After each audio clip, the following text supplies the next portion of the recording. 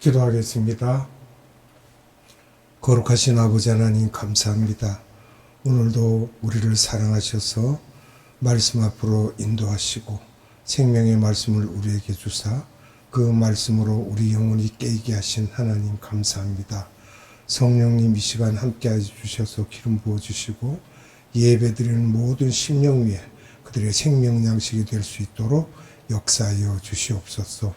아버지 하나님께 무한한 감사와 찬양과 영광을 올려드리오며 예수님의 이름으로 감사하며 기도드리옵나이다. 아멘. 오늘도 말씀이 육신이 되신 예수님 두 번째 시간으로 함께 은혜를 나누도록 하겠습니다. 말씀을 봅니다. 요한복음 1장 1절로 18절의 말씀입니다. 태초에 말씀이 계시니라. 이 말씀이 하나님과 함께 계셨으니 이 말씀은 곧 하나님이시니라. 그가 태초에 하나님과 함께 계셨고 만물이 그로 말미암아 지은 바 되었으니 지은 것이 하나도 그가 없이는 된 것이 없느니라. 그 안에 생명이 있었으니 이 생명은 사람들의 빛이라. 빛이 어둠에 비치되 어둠이 깨닫지 못하더라. 하나님께로서 보내심을 받은 사람이 났으니 이름은 요한이라. 저가 증거하러 왔으니 곧 빛에 대하여 증거하고 모든 사람으로 자기를 인하여 믿게 하려 함이라. 그는 이 빛이 아니요 이 빛에 대하여 증거하러 온 자라. 참 빛 곧 세상에 와서 각 사람에게 비치는 빛이 있었나니 그가 세상에 계셨으며 세상은 그로 말미암아 지은 바 되었으되 세상이 그를 알지 못하였고 자기 땅에 오매 자기 백성이 영접지 아니하였으나 영접하는 자 곧 그 이름을 믿는 자들에게는 하나님의 자녀가 되는 권세를 주셨으니 이는 혈통으로나 육정으로나 사람의 뜻으로 나지 아니하고 오직 하나님께로서 난 자들이니라. 말씀이 육신이 되어 우리 가운데 거하심에 우리가 그 영광을 보니 아버지의 독생자의 영광이요 은혜와 진리가 충만하더라. 요한이 그에 대하여 증거하여 외쳐 가로되 내가 전에 말하기를 내 뒤에 오시는 이가 나보다 앞선 것은 나보다 먼저 계심이니라 한 것이 이 사람을 가리킴이라 하니라. 우리가 다 그의 충만한 데서 받으니 은혜 위에 은혜라라. 율법은 모세로 말미암아 주신 것이요 은혜와 진리는 예수 그리스도로 말미암아 온 것이라. 본래 하나님을 본 사람이 없으되 아버지 품속에 있는 독생하신 하나님이 나타내셨느니라. 아멘. 지난 시간에 헬라적 세계관에 대해서 말씀드렸는데 플라톤의 이원론적 세계관에 대해 알아보도록 하겠습니다. 플라톤이 생각하는 위에, 즉 높은 걸 말하죠. 고차원을 말하죠. 위의 세계에 8가지 특징이 있습니다. 이것을 살펴봤는데 8가지로 볼 수 있는데요. 첫째는 이데아, 그래서 본질, 진리, 그런 이데아라는 것이 본질, 진리의 세계다라고 말하고 있고요. 두 번째는 빛의 세계다 이렇게 말하고 있습니다. 세 번째는 진짜 실체이다. 진짜 실체이다. 네 번째는 영원한 세계이다. 다섯 번째는 변화가 없다. 변개됨이 없다는 것입니다. 여섯 번째는 비물질적 세계다. 물질로 논할 세계가 아니라는 것이죠. 일곱째는 시간과 공간의 제약을 받지 않습니다. 시간과 공간의 제약을 받지 않고, 여덟 번째는 선한 세계라고 봅니다. 이렇게 플라톤이 고차원적인 세계 8가지를 말했습니다. 그리고 플라톤이 생각하는 아래의 세계 8가지 특징이 있습니다. 저차원적이죠. 첫째는 본질이 투영된 현상이다. 말로 쉽게 하면 그림자고 모조품이고 가짜다. 두 번째는 진리에 대한 지식이 불가능한 암흑의 세계다. 이렇게 보고요. 세 번째는 환상의 세계라고 하고 있습니다. 네 번째는 물질의 세계, 즉 우리가 육을 가진 사람이니까 물질의 세계라고 하고요. 다섯 번째는 시간의 세계다. 여섯 번째는 변하는 세계다. 변하지 않는 진리와 같은 게 아니라 변하는 세계고, 일곱 번째는 시간과 공간의 제약을 받는다는 것입니다. 네 가지 고통이 있죠. 생로병사. 여덟 번째는 악의 세계다. 이렇게 플라톤이 말하고 있습니다. 그 다음은 플라톤의 인간론을 우리가 살펴보면요. 헬라적 인간론입니다. 첫째, 인간의 진정한 자아는 위의 세계에 속해 있는 영혼이다. 이렇게 말하고요. 두 번째는 인간이 소우주가 되었다. 인간의 영혼이 위의 세계에 있다가 아래 세계로 내려와서 아래 세계의 본질인 물질 속으로, 즉 우리의 몸 속으로 들어갔다는 것으로 진정한 영혼이 몸인 무덤, 감옥 속에 갇혔기 때문에 소우주가 되었고, 그래서 인간이 암흑의 세계에 살고 악한 세계에 살고 변하는 시간 속에서 살고 있는 것이라고 하고 있습니다. 즉 시간과 공간이죠. 또 그 다음에 플라톤의 구원관에 대해서, 이것도 헬라적 구원관입니다. 여러 가지가 있는데, 첫째, 소우주 속에서 인간의 영혼이 빠져나와서 위의 세계로 다시 복귀하는 것이라고 하고 있습니다. 두 번째는 구원의 도구는 지식이다.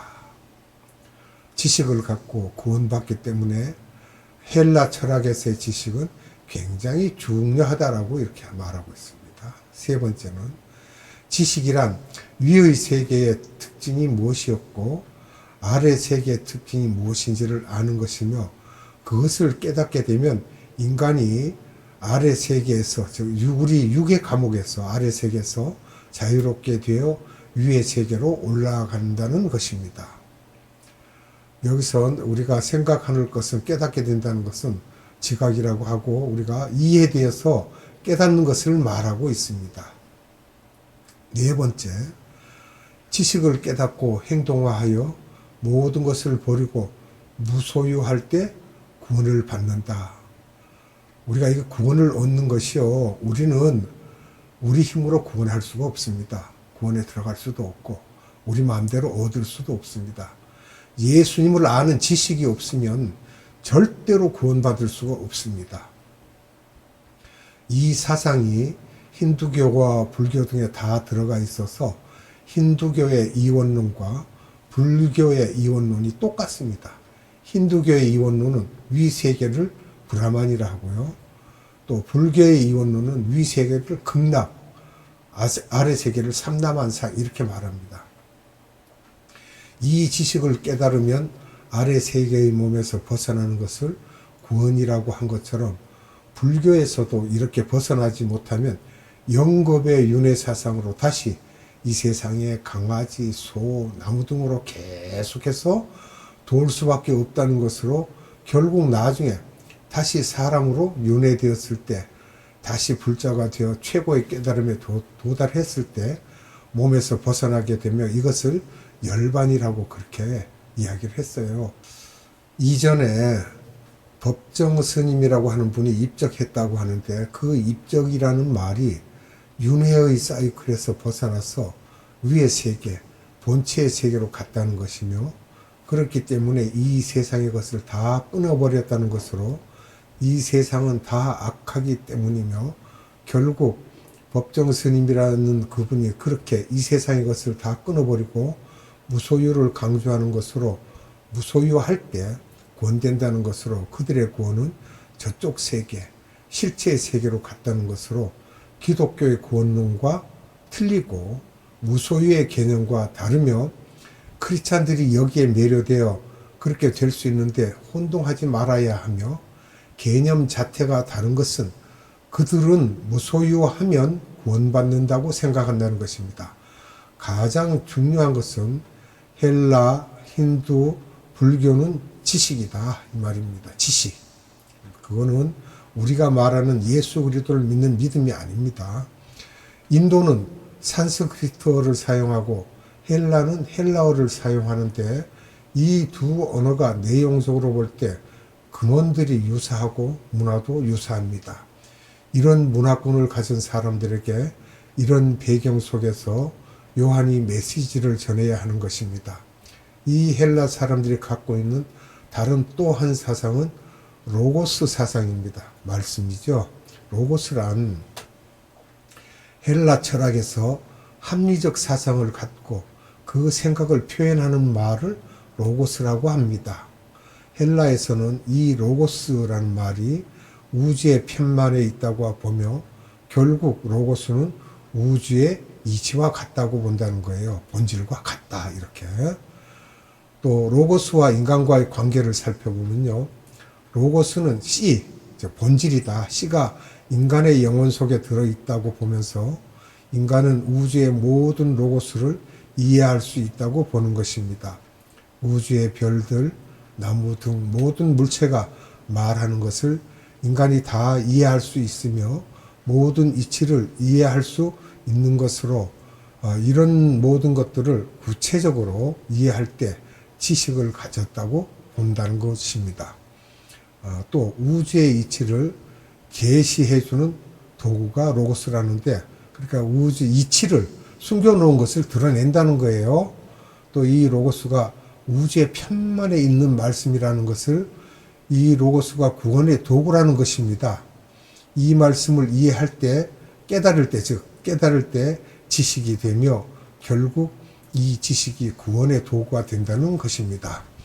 지식을 가진 사람은 아래 세계의 특성을 깨닫고 그 순간에 해방할 수 있으며 그런 후에 위의 세계로 복귀하는 것을 구원으로 보며 우주의 로고스가 헬라 철학에서는 계시의 수단이 되고 구원의 수단이 되는 배경 속에서 요한이 상황화 접근을 하게 됩니다.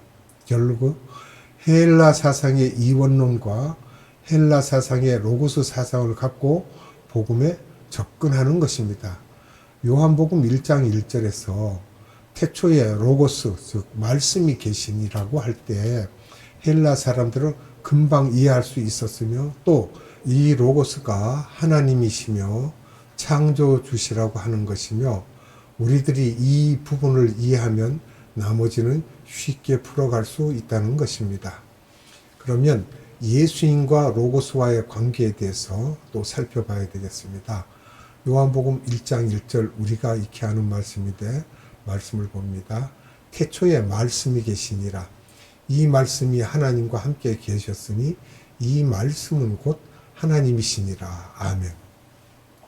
여기서 보면 첫째, 태초에 말씀이 계시니라 하셨습니다. 태초는 영원의 어떤 때이며 과거형이고 대문자이며 정관사가 들어있습니다. 헬라 철학의 로고스는 더가 없고 소문자입니다. 이 말은 예수님은 유일한 계시의 수단이고 구원의 수단이라는 것이며 그 예수가 생명의 수단이며 참빛이고 아래의 어둠이 그 예수를 깨닫지 못했다는 것이며 그 참빛이 내려와서 아래 세상을 비췄다는 것이며 이 아래 세상도 그 로고스가 만든 세상이며 그곳에 사는 사람도 마찬가지인데 아래 세상에 있는 사람이 두 가지 종류가 있는데 로고스가 내려왔을 때 알아보는 사람과 알아보지 못하는 사람이며 여기서 알아보는 사람은 인정을 하면서 진짜 로고스가 오셨네요. 그랬을 때 구원받아 저쪽 세상으로 올라가며 그 로고스는 독생자이며 삼위 하나님 중에 제2위 하나님인 성자 하나님이시고 또 이런 분은 단 한 분도 없으며 독생자라는 것이며 위의 세상에 있는 분이 아래 세상에 내려와서 내가 누구다라고 하면서 약 60여 가지의 이름을 주시면서 이 이름을 믿는 자는 그 즉시로 위 세상으로 올라간다고 했습니다. 두 번째로는 세례 요한의 로고스에 대한 증거 내용을 보면은요, 이 메시지를 듣는 사람들 중에 세례 요한의 제자들도 있었는데 그들에게 세례 요한은 이 로고스가 아니라고 말씀하시면서 너희 선생인 세례 요한이 말하기를 요한복음 1장 15절에서 이 예수님이 진짜 로고스이며 참빛이지 나는 아니라고 하였고, 또 그는 예수님이 나보다 6개월 늦게 탄생하셨지만 나보다 훨씬 영원전부터 계신 분이라고 하면서 예수님의 선제성에 대해서 말씀을 했던 것입니다. 세 번째로는 예수님은 하나님이시고 말씀이시고 창조주이시고 삼위 하나님이시고 생명이시라고 하셨습니다. 네 번째, 오늘날 크리스찬들에게 주시는 상황화에 대한 가르침입니다. 아래 세상에 내려오셔서 우리에게 생명을 주시려고 오셨는데 내가 상황화를 고려하면서 여러분들에게 접근하였으므로 우리들도 예수님을 이야기할 때 내 수준에서 말하면 안 되고 항상 요한처럼 상황화하는 연습을 많이 하여야 할 것입니다. 예수 그리스도를 전할 때 항상 듣는 사람의 입장을 생각하면서 그들을 먼저 파악하여 듣는 사람을 스터디해야 하는데 이것을 어니언 스터디라고 합니다. 청중을 연구하다라는 것이죠. 미리 알고 그 사람에게 얘기를 해야 된다는 것입니다. 예를 들자면 육신적으로 유치원생들만 쭉 앉아 있는데 같은 메시지를 전할 때 모습도 넥타이보다는 편한 복장으로 목소리도 어린아이 수준의 발음으로 하면서 이야기를 해줄 때 같이 호응하고 떠드는 것처럼 영적으로 유치원생들이 많고 영적 어른들이 있을지라도 유치원생들에게 맞춰서 지혜롭게 해줘야 합니다. 여기서 지혜는 소피아라는 여성 명사이며 감수성 있게 그렇게 지혜롭게 하라는 말씀입니다.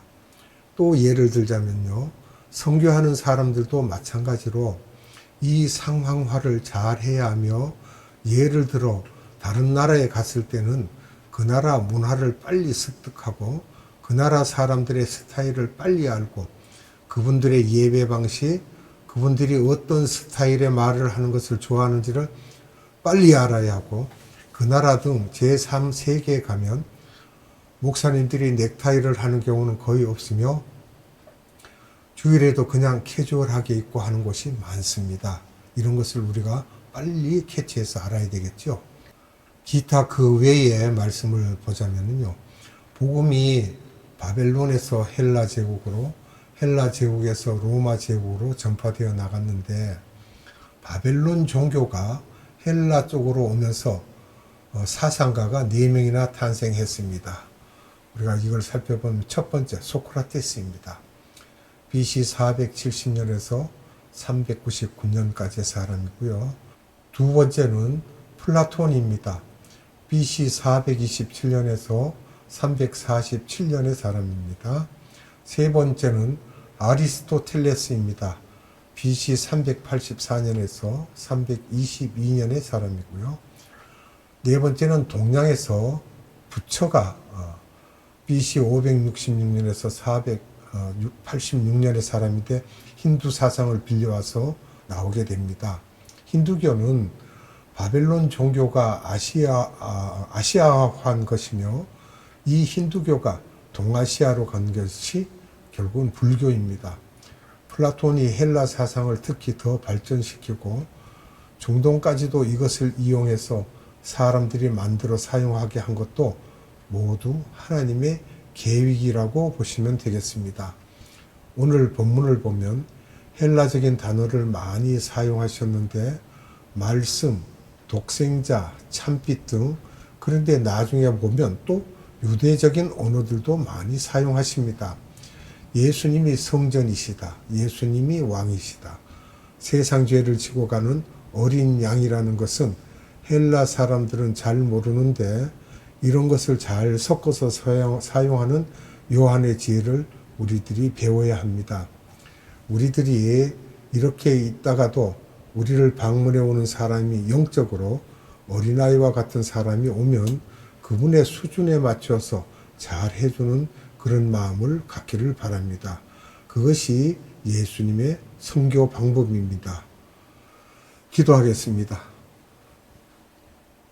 참되시며 선하시며 거룩하신 아버지 하나님 감사합니다. 오늘도 우리에게 생명의 말씀을 주사 로고스가 무엇인지 예수 그리스도가 누구신지를 분명하게 알 수 있도록 자세히 설명하여 주심을 감사드립니다.